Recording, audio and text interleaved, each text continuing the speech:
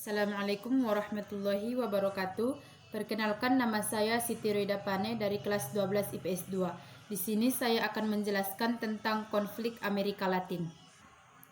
Yang pertama, saya akan menjelaskan latar belakang terjadinya konflik Amerika Latin, yang mana konflik Amerika Latin ini terbagi atas tiga, yakni konflik di Peru, konflik Kolombia, dan konflik Venezuela di Kolombia.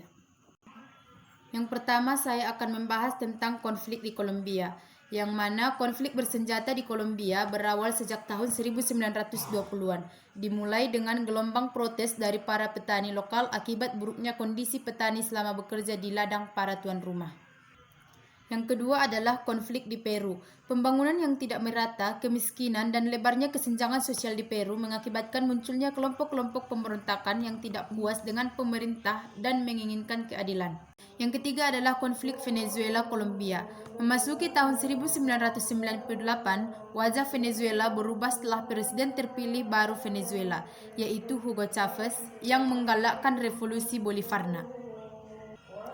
Yang kedua adalah pihak yang terlibat atas konflik di Amerika Latin. Yang pertama adalah konflik di Kolombia. Yang terlibat dalam konflik tersebut adalah Alvaro Uribe ataupun Presiden Kolombia.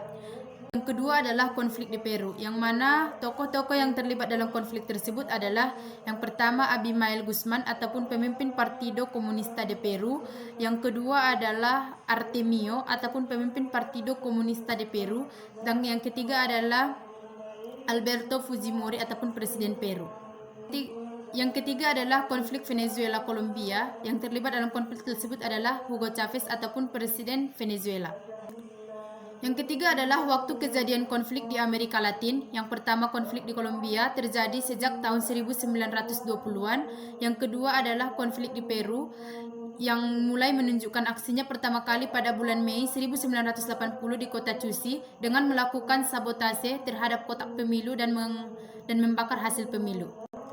Yang ketiga, konflik Venezuela-Kolombia. Memasuki tahun 1998, wajah Venezuela berubah setelah presiden terpilih baru Venezuela, yaitu Hugo Chavez.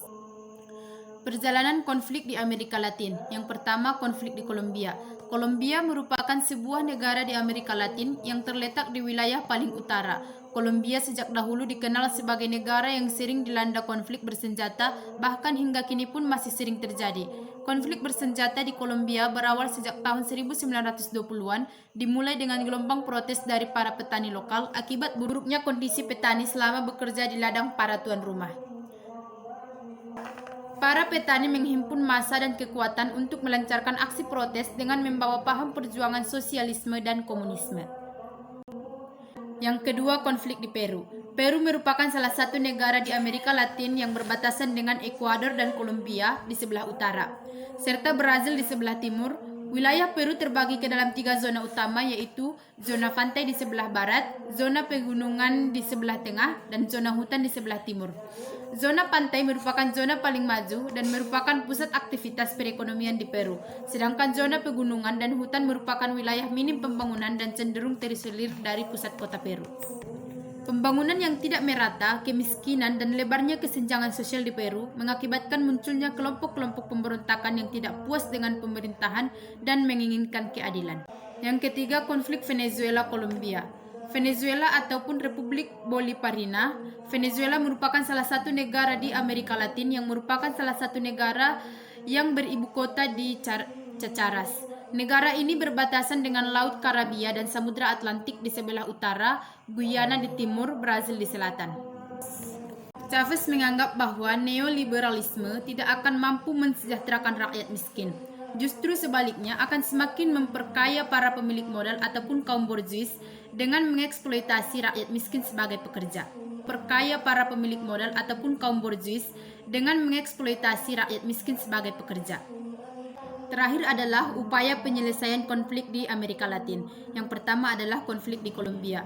Pada tahun 2002, pemerintah mulai menerapkan kebijakan keras untuk melumpuhkan anggota FARC dengan segala cara. Anggaran militer ditambah hingga 2 kali lipat dan menambah serta modernisasi persenjataan militer Kolombia. Kebijakan ini mulai diterapkan sejak naiknya Alvaro Uribe menjadi presiden Kolombia. Yang kedua adalah penyelesaian konflik di Peru. Pada tahun 1990, Peru dipimpin oleh presiden yang baru yaitu Alberto Fujimori. Presiden Fujimori melakukan perubahan radikal untuk mengembalikan stabilitas di Peru. Bahkan sejak kepemimpinannya, Peru seakan menjadi negara diktator. Salah satu kebijakan yang dilakukannya yaitu mengganti sejumlah besar petinggi militer yang dianggap kurang loyal kepada pemerintah. Yang kedua, menghemat anggaran negara secara ketat untuk membenahi perekonomian. Yang ketiga, konflik Venezuela-Kolombia. Berdirinya pangkalan militer Amerika Serikat di Kolombia menambah ketegangan antara Venezuela dengan Kolombia. Hingga memasuki tahun 2000-an, konflik kedua negara ini semakin memanas. Dari pihak Venezuela menganggap bahwa berdirinya pangkalan militer Amerika Serikat di Kolombia merupakan tindakan provokatif Kolombia untuk mengganggu stabilitas negara Venezuela. Terakhir adalah kesimpulan. Amerika Latin adalah kawasan yang terletak di benua Amerika sebelah selatan dan tersambung dengan Amerika Utara melalui tanah genting Panama. Amerika Selatan terdiri dari beberapa negara di antaranya Argentina, Bolivia, Brasil, Chili, Kolombia, Ekuador, Kepulauan Falkland, Guyana, Prancis. Guyana di Amerika Latin didasari atas kekecewaan rakyat terhadap tindakan penjajah Spanyol dan Portugal. Mereka dipaksa untuk membayar pajak tinggi, bekerja keras, dan tidak mendapat pendidikan. Akhirnya, rakyat menolak dengan beberapa perlawanan di masing-masing daerah koloni.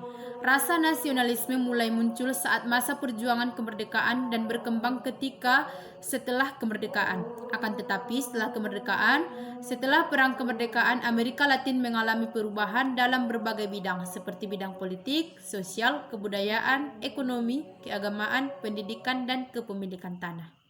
Mungkin cukup sekian yang dapat saya sampaikan. Apabila ada kata-kata yang salah, saya mohon maaf. Wabillahi taufiq wal hidayah. Assalamualaikum warahmatullahi wabarakatuh.